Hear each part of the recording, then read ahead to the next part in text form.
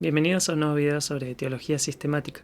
Seguimos analizando los atributos de Dios y hoy vamos a analizar quizás el atributo de Dios más preponderante, su santidad.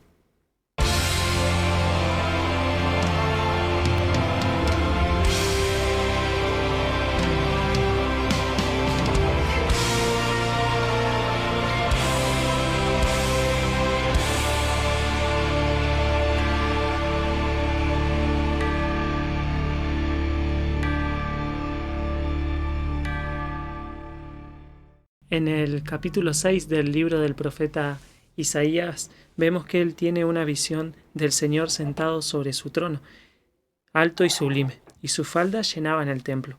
Por encima de él había serafines y el uno al otro daba voces diciendo: Santo, santo, santo, Jehová de los ejércitos, toda la tierra está llena de su gloria. Cuando vimos los consejos de interpretación bíblica, vimos que cuando en el hebreo se quiere enfatizar una idea, lo que se hace es repetirla. Vemos expresiones como Señor de señores, Rey de reyes, vanidad de vanidades o el cantar de los cantares.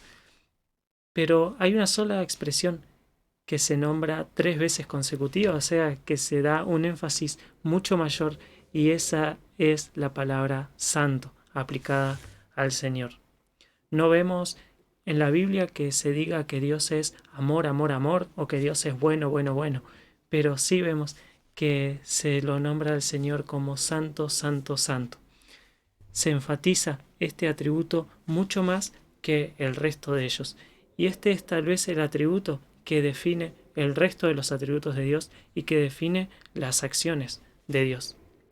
El amor de Dios es santo, su justicia es santa, también su presencia es santa y su palabra también es santa. La palabra santidad la encontramos en la Biblia en el Antiguo Testamento, en el hebreo kadosh, y en el Nuevo con su correspondiente griego agios. Ambas palabras significan separación. Cuando hablamos de la santidad de Dios, hablamos que Él está separado, que Él está apartado de todo lo demás. Y esta santidad se refleja en 2 grandes aspectos. Por un lado, su santidad esencial, lo que conocemos también como su trascendencia, es decir, que Dios es completamente distinto de su creación. Esto lo vimos cuando analizamos el ser de Dios, su existencia. Vimos que Él tiene existencia en sí mismo, Él tiene vida en sí mismo, Él no necesita de su creación y está completamente apartado de ella, si bien Él está en todas partes. Dios es completamente distinto y esto nos habla de su majestad. De hecho, cuando vemos los salmos, vemos que se refiere muchas veces a la hermosura de la santidad de Dios. Es la elevación suprema del ser. Dios es completamente distinto, no hay nada comparable a Él, y esto es lo que lo hace digno de toda alabanza. Cuando Dios se le revela a Moisés con su nombre, le dice: yo soy el que soy. Porque claro, no había nada con que pudiera compararse de Dios.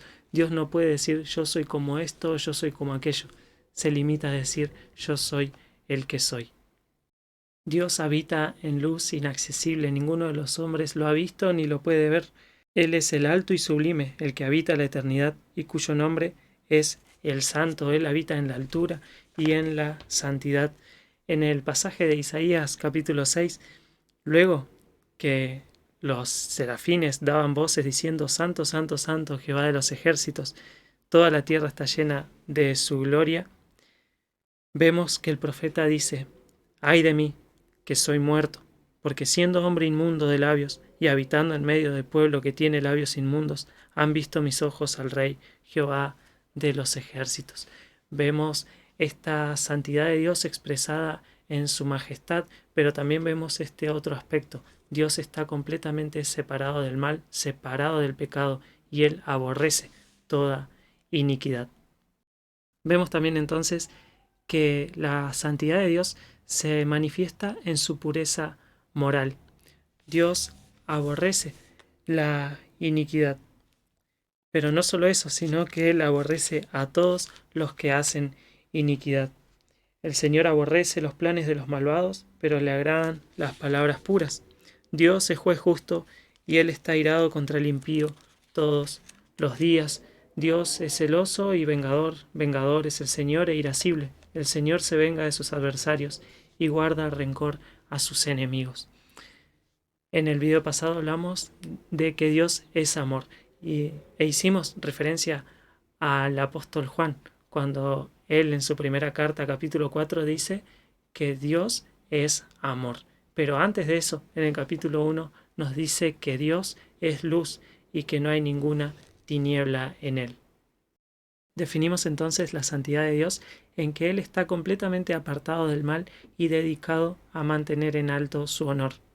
Pero esta santidad también se pone en acción, santificando a otros. Y lo vemos desde el principio cuando Dios santifica el sábado, es decir, aparta el sábado y lo consagra a su servicio. El sábado es un día de 24 horas, como cualquier otro, pero Dios lo apartó especialmente para ser guardado en su honor.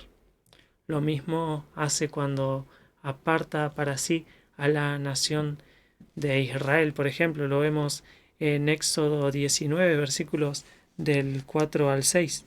Vosotros habéis visto lo que he hecho a los egipcios, y cómo os he tomado sobre alas de águilas, y os he traído a mí.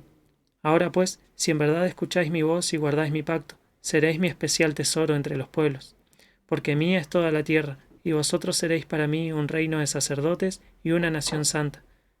Estas son las palabras que dirás a los hijos de Israel. Dios dice que Él es el dueño de toda la tierra, sin embargo toma como una posesión especial al pueblo de Israel, y esto es un tipo de lo que luego haría con todos los creyentes de todas las naciones, con la iglesia. Lo vemos en 1 de Pedro 2, versículos 9 y 10. Pedro, hablando a la iglesia, dice: Mas vosotros sois linaje escogido, real sacerdocio, nación santa, pueblo adquirido por Dios, para que anunciéis las virtudes de aquel que los llamó de las tinieblas a su luz admirable. Vemos que Dios separa para sí, aparta para sí y consagra para su servicio a un pueblo especial. No porque hubiese algo especial en ese pueblo, como vimos cuando hablamos de su amor, sino que lo que hace especial al pueblo es justamente haber sido escogido por Dios.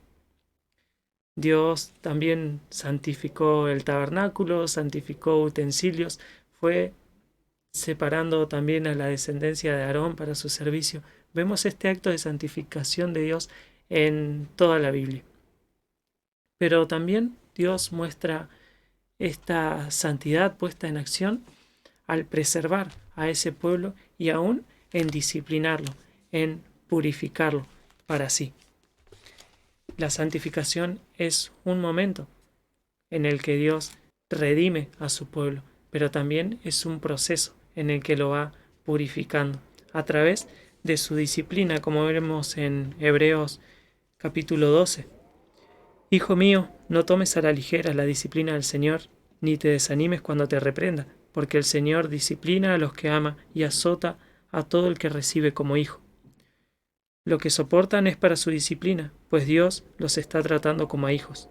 ¿Qué hijo hay a quien el Padre no disciplina? Si a ustedes se les deja sin la disciplina que todos reciben, entonces son bastardos y no hijos legítimos. Después de todo, aunque nuestros padres humanos nos disciplinaban, los respetábamos. ¿No hemos de someternos con mayor razón al Padre de los Espíritus para que vivamos? En efecto, nuestros padres nos disciplinaban por un breve tiempo, como mejor les parecía, pero Dios lo hace para nuestro bien, a fin de que participemos de su santidad. Vemos la santidad de Dios puesta en acción en su acto de santificar el sábado, santificar el tabernáculo y los utensilios que se utilizaban ahí. Vemos la santidad de Dios puesta en acción al santificar a la descendencia de Aarón, al santificar a los levitas, al santificar a la nación de Israel en su conjunto y dándoles su pacto, dándoles sus promesas, dándoles su revelación especial y progresiva, y luego haciendo lo mismo con su iglesia. Salmo 111, versículo 9 dice que Él ha enviado redención a su pueblo, ha ordenado su pacto para siempre. Santo y temible es su nombre. Vemos estas dos palabras asociadas también en la Biblia, santo y temible, porque la santidad de Dios debe producir en nosotros ese temor reverencial hacia Él. Nos lleva indefectiblemente hacia una profunda reverencia y una adoración hacia Dios por la hermosura de su santidad, como vemos en el Salmo 96:9. Adorar a Jehová en la hermosura de la santidad, temed delante de Él toda la tierra. Por tanto, amados, teniendo estas promesas, limpiémonos de toda inmundicia de la carne y del espíritu, perfeccionando la santidad en el temor de Dios. Porque todo aquel que tiene esta esperanza en Él se purifica a sí mismo, así como Él es puro. La Biblia, vez tras vez, nos manda a buscar la santidad, sin la cual nadie verá a Dios. El libro de Levítico y toda la exigencia de Dios para con su pueblo se resume en el mandamiento de ser santos, porque Él es santo. Vemos entonces que la santidad es un atributo comunicable. Y vemos que Dios nos ha dado su Espíritu Santo y que por eso nos capacita para santificarnos justamente.